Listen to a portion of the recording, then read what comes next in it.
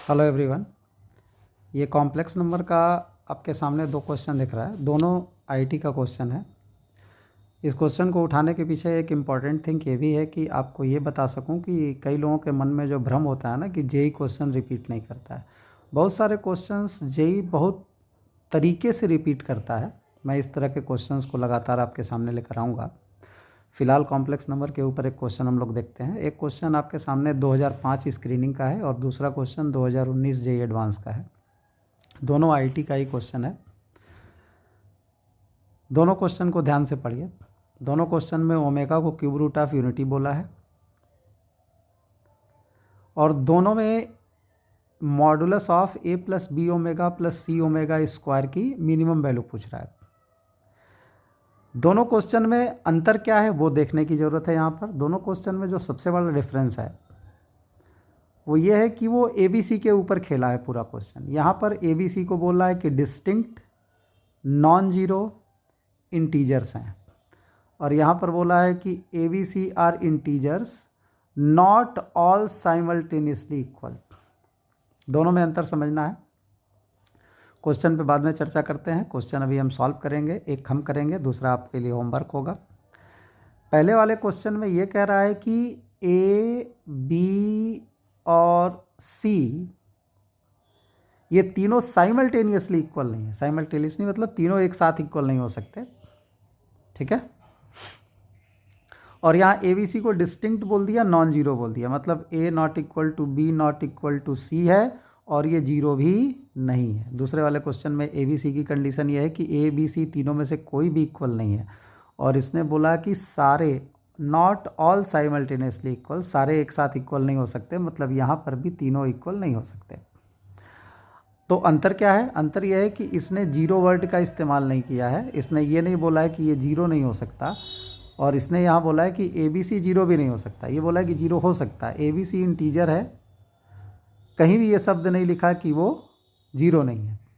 और यहाँ पर बोला है कि ए बी सी डिस्टिंक्ट भी है और साथ ही साथ नॉन जीरो भी है, ठीक है। तो अब हम क्वेश्चन पे आते हैं।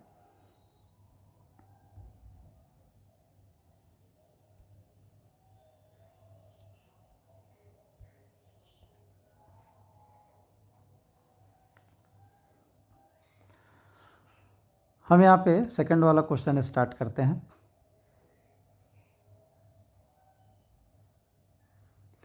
पहला वाला क्वेश्चन आप खुद देखिएगा। क्वेश्चन में कह रहा है कि omega cube root of unity है, मिनिमम वैल्यू निकालनी है हमें mod of a plus b omega plus c omega square के होल स्क्वायर की। सबसे पहले हमें ये पता है एक प्रॉपर्टी कि मॉड ऑफ जेड के स्क्वायर को हम जेड इंटू जेड कॉन्जुगेट लिख सकते हैं। तो सेम प्रॉपर्टी अगर अंदर वाला पूरा कॉम्प्लेक्स नंबर है तो हम यहाँ अप्लाई कर सकते हैं ए plus b omega plus c omega square into ए plus b omega plus c omega square का कॉन्जुगेट। कॉन्जुगेट को डिस्ट्रीब्यूट कर देते हैं, ये हो जाएगा ए plus b omega plus c omega square और ए बी सी चूँकि इंटीजर है इसलिए ए पर यहाँ पर मॉडुलस कॉन्जुगेट काम नहीं करेगा, ये ए रह जाएगा। बी पर भी कॉन्जुगेट काम नहीं करेगा, ओमेगा के ऊपर कॉन्जुगेट लगेगा, सी फिर ओमेगा स्क्वायर के ऊपर कॉन्जुगेट लगेगा। प्रॉपर्टी हम ये भी जानते हैं, ये ए plus b omega plus c omega square और ये ए प्लस बी ओमेगा का कॉन्जुगेट ओमेगा स्क्वायर हो जाता है और ओमेगा स्क्वायर का कॉन्जुगेट ओमेगा हो जाता है। दोनों को अगर हम मल्टीप्लाई करें ट्राइनोमियल तो हमें जो रिजल्ट मिलेगा ओमेगा क्यूब तो हमारा 1 हो जाएगा।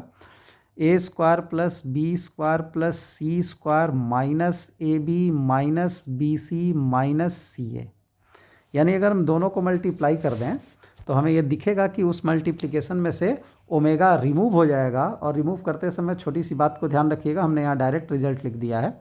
क्या क्या ध्यान रखना होगा? ओमेगा क्यूब 1 होगा इस पूरे मल्टीप्लिकेशन में और 1 प्लस ओमेगा स्क्वायर की वैल्यू 0 होगी। इन्हीं दोनों प्रॉपर्टीज़ का यूज़ आप करिएगा तो इन दोनों को मल्टीप्लाई करने पर आपको ये मिल जाएगा। यानी अभी हमारा क्वेश्चन क्या हो गया वो समझते हैं। अभी हमारा क्वेश्चन ये हो गया कि A square plus B square plus C square minus A B minus B C minus C A की हमको मिनिमम वैल्यू बतानी है। क्वेश्चन में हमारे पहले ओमेगा दिया हुआ था, हमने उसको जब सॉल्व किया तो हमें वो दिख रहा है कि अब ये हमारे पास एक रियल नंबर आ गया, हमें इसकी मिनिमम वैल्यू निकालनी है। इस तरह का कभी भी अगर साइक्लिक फॉर्म में अपने पास तीन वेरिएबल का टर्म मिले और इसको फैक्टराइज करना हो, तो फैक्टराइज करने के लिए दिमाग में रखा करो कि जितने भी टर्म्स हैं ना, इनके कोफिशिएंट इवन जब हो जाते हैं तो इसका फैक्टराइजेशन आसान हो जाता है। तो हम एक काम करते हैं, 1/2 से मल्टीप्लाई करके और 2 से मल्टीप्लाई कर देंगे तो ये 2a square plus 2b square plus 2c square minus 2ab minus 2bc minus 2ca होगा। और अब हम इसमें फैक्टराइजेशन अगर लगाएं तो ध्यान से देखिए, एक a स्क्वायर एक b स्क्वायर इसको दे दो तो ये हो जाएगा तुम्हारा a माइनस बी का होल स्क्वायर, एक b और एक c इसको दे दोगे तो ये हो जाएगा b माइनस c का होल स्क्वायर। और अब अपने पास b तो पूरा कंप्लीट हो गया, एक इसको मिल गया, एक b इसको मिल गया, एक b इसको मिल गया, तो b तो ख़त्म हो गया। एक a यहाँ आया, एक c यहाँ गया, तो एक a और एक c बचा हुआ है, तो एक a स्क्वायर और एक c स्क्वायर मिलकर जब इसको दे दोगे तो ये हो जाएगा a माइनस सी का होल स्क्वायर और ये इसका फैक्टर हो गया। हमें इसकी मिनिमम वैल्यू निकालनी है। अगर हमारा क्वेश्चन केवल यही होता कि इसकी मिनिमम वैल्यू निकालनी है, तो आपको पता है कि इसकी मिनिमम वैल्यू 0 हो सकती है, इसकी मिनिमम वैल्यू 0 हो सकती है, इसकी मिनिमम वैल्यू भी 0 हो सकती है, क्योंकि ये होल स्क्वायर है। ठीक है, अभी हम क्वेश्चन पे नहीं जा रहे हैं, अभी हम इसके मिनिमम वैल्यू की बात कर रहे हैं।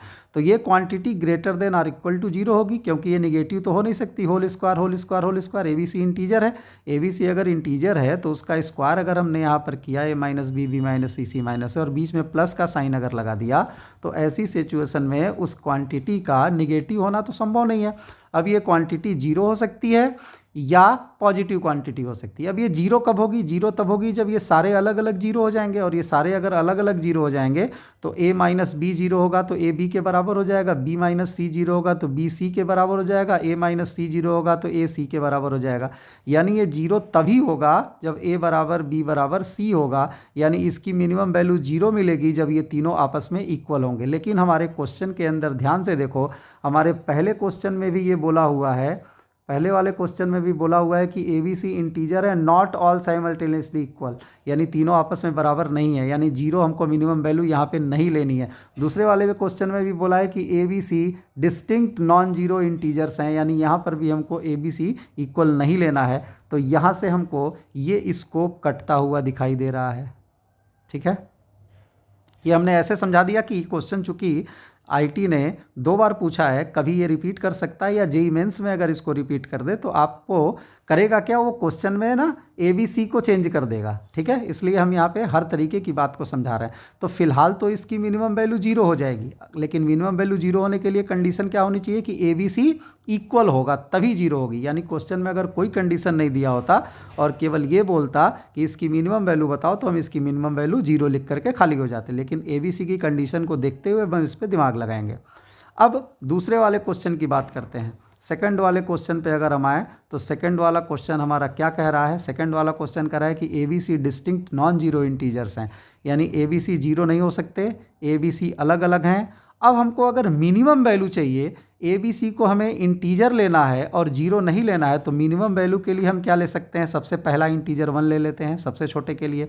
अब समस्या क्या है कि तीनों को 1 1 ले लेंगे तो बराबर हो जाएगा, मिनिमम तो होगा लेकिन बराबर हो जाएगा। इसने बोला है कि ए बी सी इक्वल नहीं है, तो अब हमको मिनिमम के लिए बी को 2 लेना पड़ेगा और मिनिमम के लिए सी को 3 लेना पड़ेगा। ये सबसे छोटे नॉन जीरो 3 यहाँ पर इंटीजर्स हैं। बोलोगे सर माइनस में क्यों नहीं ले रहे हैं? होल स्क्वायर लगा हुआ है तो माइनस लेने का कोई मतलब नहीं है।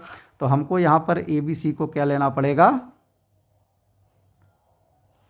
1 2 और 3। अगर हम ए बी सी को 1 2 और 3 ले लेंगे तो हमको ये क्या मिल जाएगा? 1/2, और ए के जगह 1 और बी के जगह 2 लिखेंगे तो ये 1 का स्क्वायर हो जाएगा, और बी के जगह 2 और सी के जगह 3 लिखेंगे तो भी 1 का स्क्वायर हो जाएगा, और अगर ए के जगह 1 और सी के जगह 3 लिखेंगे तो ये 2 का स्क्वायर हो जाएगा। यानी ये क्वांटिटी 4 1 5 1 6, यानी 6/2, यानी कैंसिल आउट होकर के 3 आ जाएगी, और हमारे इस क्वेश्चन का आंसर 3 हो जाएगा। याद रखना ये सेकंड वाला क्वेश्चन हम किए हैं। फर्स्ट वाला क्वेश्चन में क्या करोगे, फर्स्ट वाले क्वेश्चन में करा है कि ए बी सी इंटीजर है, तीनों इक्वल नहीं है, तो ऐसे में तुम सोच करके देखो क्या रखोगे। तुम यहाँ पर एक वैल्यू 0 भी ले सकते हो, इस केस में एक वैल्यू 0 भी ले सकते हो, हमने हिंट लिया, बाकी ये होमवर्क रहेगा। Thank you.